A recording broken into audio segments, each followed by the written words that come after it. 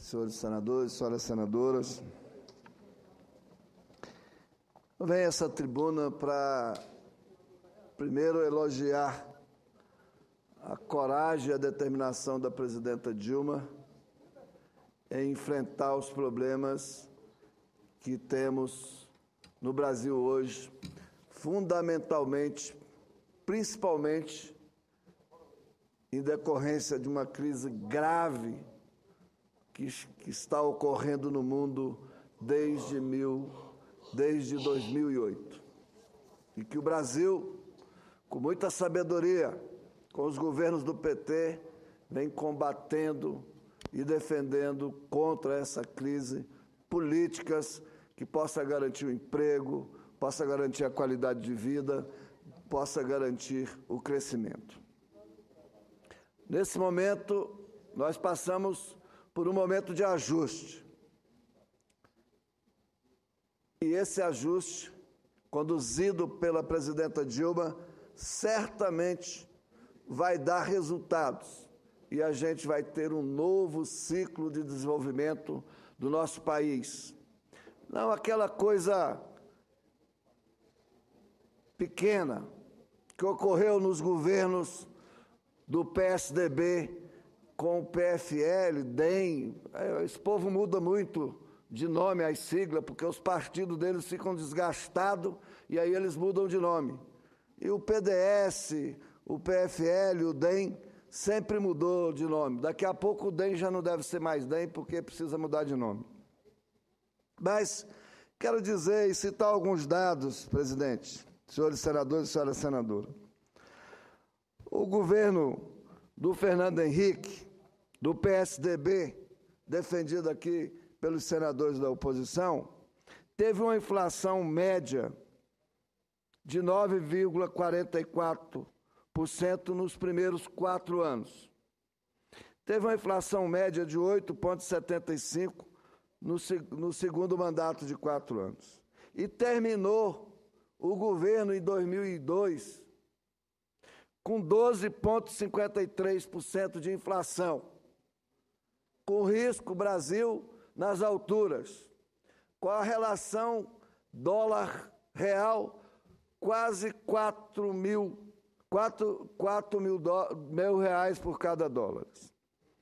O presidente Lula assumiu e nós tivemos uma inflação média nos primeiros 4 anos de 6,4%. No segundo governo, de 5,1%. A presidenta Dilma assumiu, terminando o seu primeiro mandato, com 6% de inflação. O PSDB, o DEM, não tem moral para vir aqui criticar o PT, os governos do presidente Lula e da presidenta Dilma, em relação à inflação. Não tem moral para vir aqui criticar o PT, os governos do presidente Lula e da presidenta Dilma, em relação ao desemprego. Eles desempregaram. Bastava uma crisezinha ali na Argentina para eles subirem os juros, subirem os impostos. Quem não lembra que o PSDB chegou a ter juros da taxa Selic de 45%? Nós temos trabalhado no governo do presidente Lula e agora no governo do presidente Dilma para baixar a inflação. Temos trabalhado para aumentar o poder de compra dos trabalhadores e das trabalhadoras. Nesta semana, presidente Paim, eu estava levantando dados de quanto custava um pacote de arroz de primeira no governo Fernando Henrique. Variava entre 10 e 14 reais cada 5 quilos. O salário mínimo de 2002, de 200 reais, comprava apenas 17 pacotes de arroz de 5 quilos. Hoje, no governo da presidenta Dilma, o salário mínimo compra 65 pacotes de arroz de 5 quilos de primeira. Mas também, para eles, naquela época, isso era pouco importante, porque pobre não comia mesmo arroz de primeira, comia era de quinta, como se a gente fosse pegar a cesta básica que eles distribuíram naquela época, o arroz era tipo 5, quando não era uma quirela de arroz. Esses partidos que se levantam contra a eleição democrática da presidenta Dilma não têm moral para vir aqui falar, criticar o governo do PT. O governo do PT, em 12 anos, gerou mais de 20 milhões de empregos, quando o mundo desempregava. O governo do PSDB, em 8 anos, sequer gerou 5 milhões de empregos. Então, senhor presidente, eu fico pensando como os senadores da oposição vêm aqui e mentem descaradamente sobre os números que é apresentado. Dizem que o governo do PT quebrou o Brasil. Como quebrou o Brasil? Nós temos um ajuste, temos uma crise mundial, temos fundamentos sólidos. Qual eram as reservas cambiais do governo do PSDB quando nós assumimos? Eram negativas. Se não fosse o empréstimo de 40 bilhões pegado do FMI, teria um déficit na balança comercial de mais de 4 bilhões. Qual é mesmo as reservas cambiais hoje? Qual a relação dívida-PIB? Então, senhor presidente, senhores senadores e senhoras senadores, os telespectadores da TV Senado e os ouvintes da Rádio Senado, nós precisamos parar 30 segundos e perguntar para nós mesmos como era a nossa vida há 12 anos atrás. Como estava o Brasil há 12 anos atrás. Nesta semana, presidente Paim, visitando lá no estado do Tocantins, a região do Bico do Papagaio, eu que viajo naquela região desde 1983, fazendo reuniões, organizando os trabalhadores, as trabalhadoras, as quebradeiras de coco, ia para as reuniões, os trabalhadores e as trabalhadoras andavam 15, 10, 20 quilômetros de pé para ir para a reunião. Quando não era de pé, alguns tinham bicicleta. Agora, estive lá essa semana, fiz reunião em 7 municípios. Os trabalhadores, as trabalhadoras, os seus filhos estão andando de moto, de carro, não anda mais de bicicleta. Até teve uma brincadeira que tinha uma bicicleta no meio daquele monte de motos. Eu perguntei essa bicicleta aí. Nossa bicicleta é do tempo tucano, é só para recordar que nós não queremos voltar para trás. Então, o Brasil passa por uma necessidade de ajuste em função da crise econômica que assolou o mundo, face ao capitalismo financeirizado do neoliberalismo, que os governos do FHC, do PSDB, do DEM aderiram ao modelo neoliberal que levou o mundo à falência, porque não é mais fundamentado o capitalismo na produção, é fundamentado em papéis que desaparecem do dia para a noite, na especulação financeira. Certamente, nós vamos terminar o ano retomando o crescimento. Certamente, nós vamos terminar o ano reencontrando o caminho do desenvolvimento pelas medidas que corajosamente a presidenta Dilma, com a sua equipe de governo, vem tomando. Tem o programa de investimento em logística, tem o programa da safra para os pequenos, médios e grandes produtores, que aumentou 20% dos recursos de crédito, tem o programa do crédito para a agricultura familiar, que também aumentou 20%. Tem agora essa medida que vem proteger o emprego, que é uma medida audaciosa, corajosa da presidenta. No momento difícil, nós precisamos garantir o emprego. E eu ouço os senadores da oposição aqui e fico me perguntando, será que eles acreditam no que eles estão falando? Será que eles estão viajando para os municípios nesses últimos 12 anos e vendo que a pele do povo brasileiro saiu do amarelão, do atraso, da fome, da miséria, e agora tem mais colágeno, o olho do povo brasileiro tem mais expectativa de vida, mais esperança no país. Não, eles não viajam.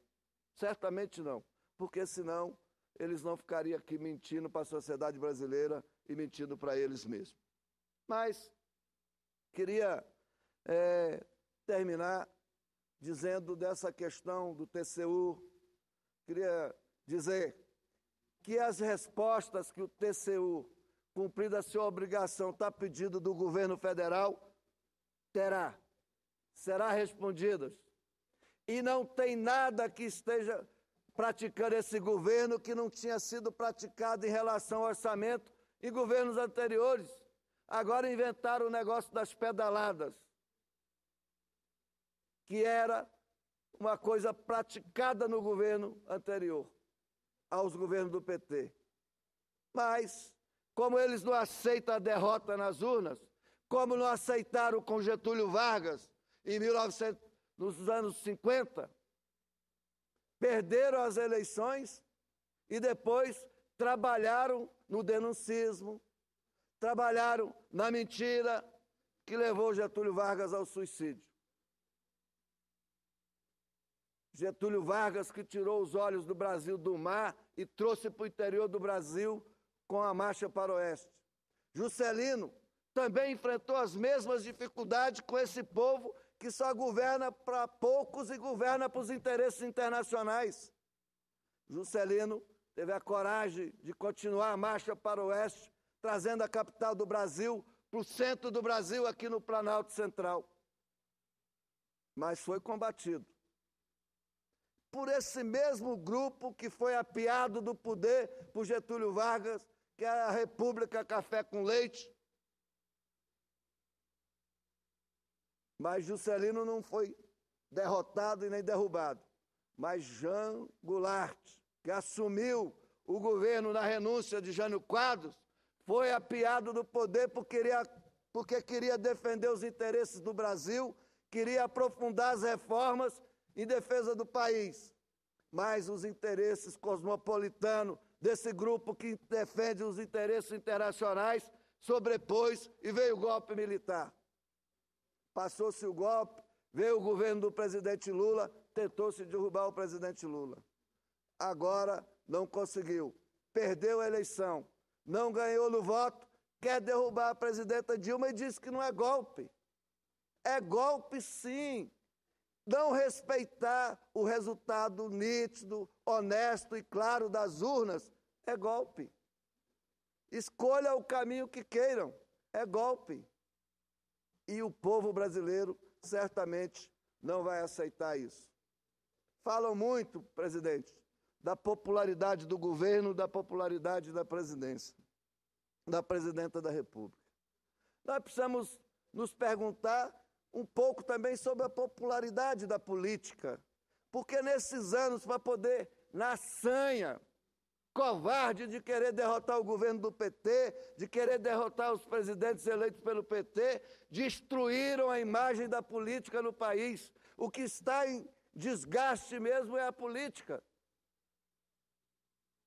E certamente os agentes políticos não poderiam estar de outra forma senão desgastados. Mas o povo, ao longo da história, a gente pode perceber que muitas vezes ele é induzido pela mentira, pelo denuncismo falso. Vamos começar lá na história do cristianismo.